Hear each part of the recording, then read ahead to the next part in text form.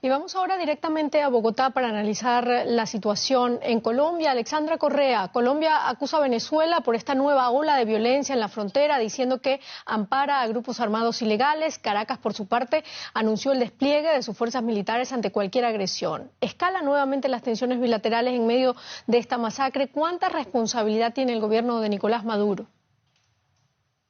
Silvia, y buenas noches para todos. Pues no tener relaciones diplomáticas ni cooperación conjunta agrava la situación de seguridad en la frontera entre Colombia y Venezuela.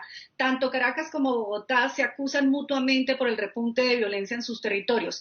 Esta mañana el ministro de Defensa colombiano, Diego Molano, aseguraba que en Venezuela hay pistas clandestinas para sacar la droga que se produce en Colombia y dijo que esa disputa que dejó una nueva masacre en el país se dio presuntamente por la pelea por el control del negocio del narcotráfico entre la guerrilla del ELN y las disidencias de las FARC, efectivamente, y que Caracas no hace nada para controlar y actuar en contra de estos grupos ilegales que se refugian en sus territorios y que por el contrario, Silvia, los protege. Por otro lado, le llegó a Deutsche Welle un comunicado del ELN y otro de las disidencias de las FARC, en donde cada uno responsabiliza al otro de los hechos. Ambos grupos aseguran que fue el otro bando quien atacó primero, dejando en medio a la población, y que ninguno de los dos, es decir, ELN y disidencias de las FARC, atentan contra civiles desarmados. Sin embargo, hay 2.000 desplazados y ya al menos 24 muertos, y se teme que el número de víctimas mortales aumente, Silvia.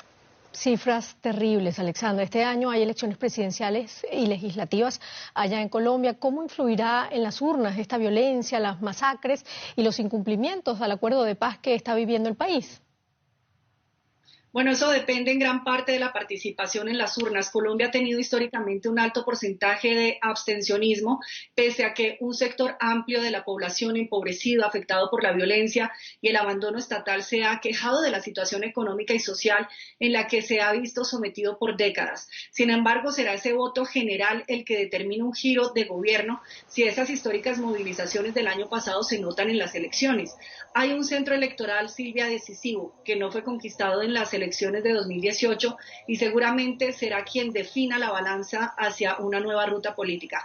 Hasta ahora lidera las encuestas el exguerrillero de izquierda Gustavo Petro y va muy lejos en intención de voto el candidato cercano al actual gobierno de derecha, Óscar Iván Zuluaga. Muchísimas gracias, Alexandra Correa, desde Bogotá, por este análisis. Nos encontramos en este momento en el corregimiento rural de Botalón, Tamiarauca. Estamos marchando, el pueblo está en la calle. Hoy le decimos no más a la guerra, no más a la violencia, no más a todo lo que vivimos el día de ayer. Estamos asustados, tenemos miedo, hacemos un llamado a los organismos nacionales e internacionales de derechos humanos. Necesitamos corredores humanitarios, necesitamos presencia de las organizaciones. El pueblo tiene miedo, pero no nos vamos a resignar y no vamos a permitir volver a revivir esa época de dolor y de violencia que ya hemos vivido en tiempos anteriores. El pueblo no está dispuesto a seguir derramando sangre. Esta es gente honesta, gente campesina que no tiene nada que ver en la guerra. Exigimos presencia de los organismos acá en estos sectores, el Botalón, en Arauquita, en Saravena, y queremos decirles hoy desde Botalón, Tamiarauca, que Botalón, reclama la paz. Botalón, reclama la paz.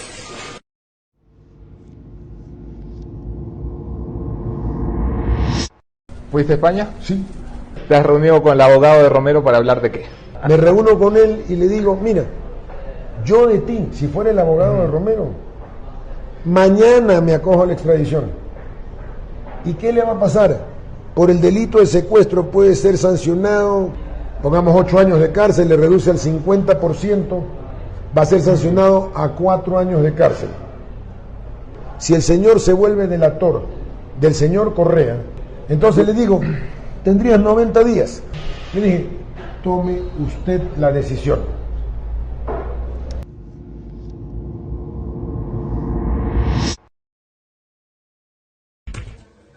Más claro de la acreditación de la persecución política ha sido incluso la intervención de un ministro de gobierno, del presidente actual, Lenín Moreno, que se traslada a España, Santiago Cuesta, en menos de mes y medio aproximadamente. Este hombre se pone en contacto, intenta ponerse en contacto con Pablo Romero, le ha sometido a un procedimiento de extradición para hacer la siguiente propuesta.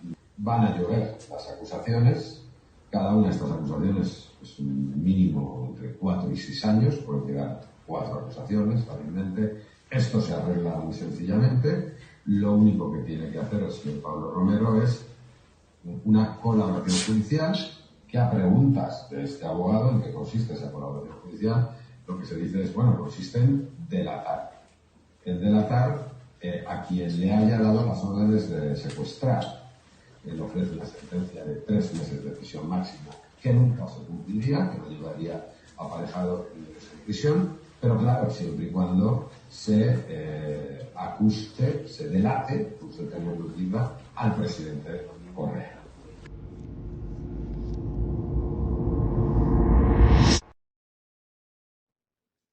La fiscal general del Estado, Diana Salazar, forjó un documento para lograr la detención ilegal del ex defensor del pueblo Freddy Carrión.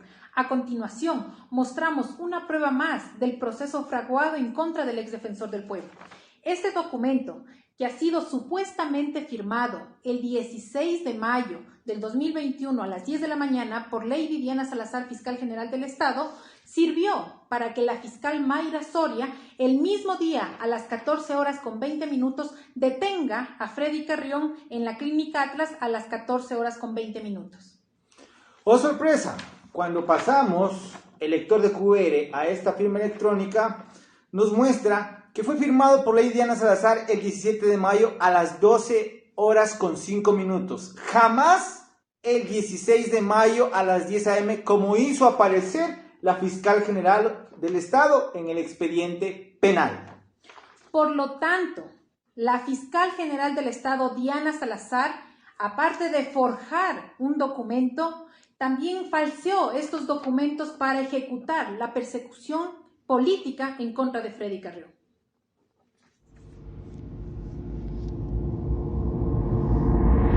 Cientos de funcionarios, no solamente aquellos que fuimos ministros de Estado en su momento, sino cientos de funcionarios que ganaban $800 por hacer su trabajo, peritos, auditores, entre otros, básicamente han sido hoy glosados solamente por haber sido partícipes del gobierno de la Revolución Ciudadana.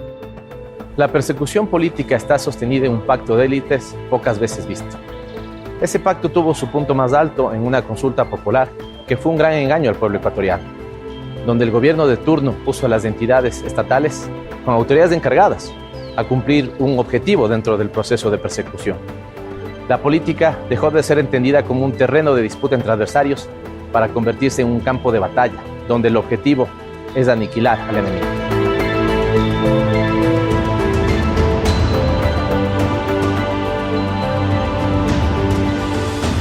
Soy Edwin Jarrín, fui vicepresidente del Consejo de Participación Ciudadana y Control Social. Me encuentro asilado político en la Ciudad de México.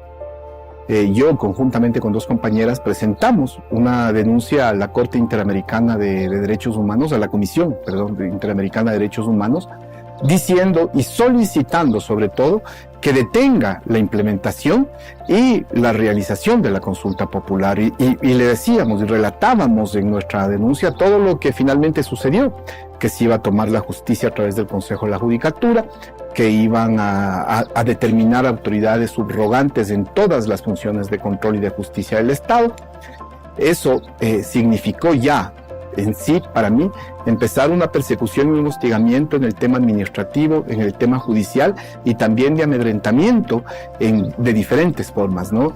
Y si a esto tú le sumas todo el hostigamiento que conjuntamente con Soledad fuimos víctimas en cuanto a la casa, en cuanto a amenazas de muerte, amenazas de bomba, permanencia de la policía de manera permanente, 3, 4 veces al día yendo a nuestro domicilio, a tomar fotos del domicilio, a tener un reporte y un monitoreo absolutamente cotidiano de lo que sucedía y de lo que pasaba en nuestro domicilio. Yo lo que le diría a Lenín Moreno es que reflexione un poco, ¿no?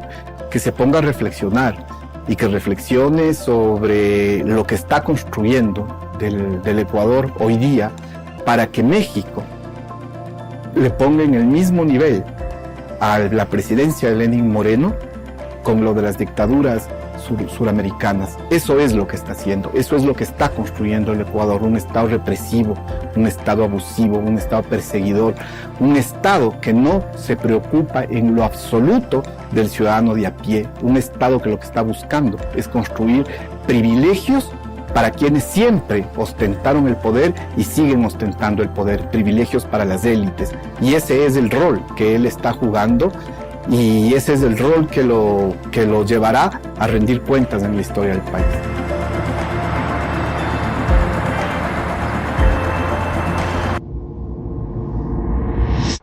Todo lo que el gobierno de Moreno llama los correístas es una persecución que no importa qué pretexto tenga, pero de alguna manera lo que ellos pretenden es que los principales dirigentes del movimiento de la Revolución Ciudadana estemos fuera de juego, estemos fuera de la política, estemos o en la cárcel o estemos perseguidos fuera del país. Di un discurso político en una convención política interna de nuestro movimiento y llamé a nuestros militantes a acompañar al pueblo en sus luchas en las calles. Es necesario salir, por supuesto, es nuestro derecho salir a reclamar. Incluso la Constitución establece el derecho a la resistencia. Y en cualquier convención internacional de derechos humanos del mundo se establece el derecho a la oposición política. Es tan burda la persecución política, en el caso mío, y en el caso de todos mis compañeros, pero lo especifico, en el mío es tan burda que la Interpol, cuando le dijeron a Interpol, oiga, aprécienlo a Patiño en cualquier parte del mundo, la Interpol tuvo que decir, miren, déjense de tontería. Ustedes quieren que violemos nuestros estatutos, porque nuestros estatutos dicen que tenemos que respetar los derechos humanos y no tenemos que meternos en política. Por tanto, no podemos violar nuestros estatutos. Quédese con su boleta de prisión en el Ecuador, porque al señor Patiño no lo vamos a poner en la difusión roja como ustedes lo piden. De eso se trata, o sea, se trata de utilizar cualquier mañoso argumento para tratar de mantenernos fuera. No se puede confiar en el sistema judicial en nuestro país. El Estado de Derecho está hecho fleco. O sea, no hay ni Estado de Derecho, ni tampoco la institucionalidad constitucional que en nuestro país debe haber, porque el gobierno de Moreno la liquidó completamente. En el caso de la prensa a un superior y del Ejecutivo, la cooperación eficaz de nosotros no será válida.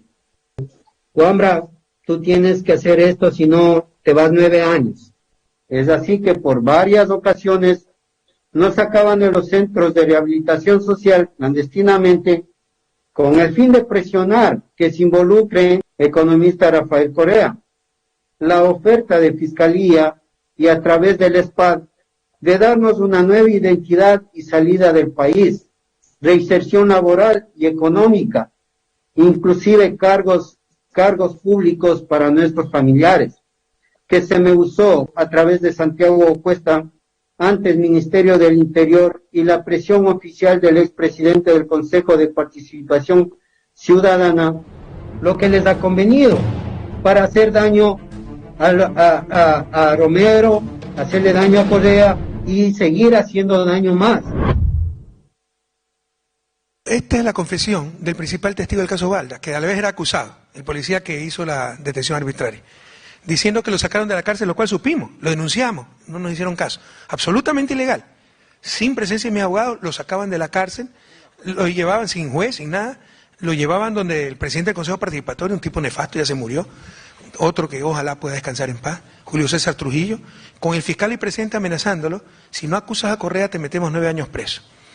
Santiago Cuesta, el asesor presidencial que nombra, tenemos los videos, pero ya le digo, me puedo demorar 6 meses aquí, donde su abogado español, Enrique Santiago, recibe a Santiago Cuesta, quien le dice, mira, si Pablo Romero acusa a Correa en el caso Balda, va a encontrar trabajo, lo ayudamos, etc. Si no, lo sepultamos con juicios penales. Efectivamente, lo han sepultado con juicios penales porque Pablo Romero, un tipo honrado y digno, dijo, yo no voy a mentir, no voy a prestarme para esto. Pablo Romero es el que nombra ahí, Romero, ¿no? Esto lo dice Chica Isa cuando le fallan en todos los ofrecimientos, siente en peligro su vida y huye precisamente a Argentina. Lo dice de Argentina, de la seguridad de Argentina, de estar en Argentina, y confiesa cómo lo sacaron de la cárcel, amenazando.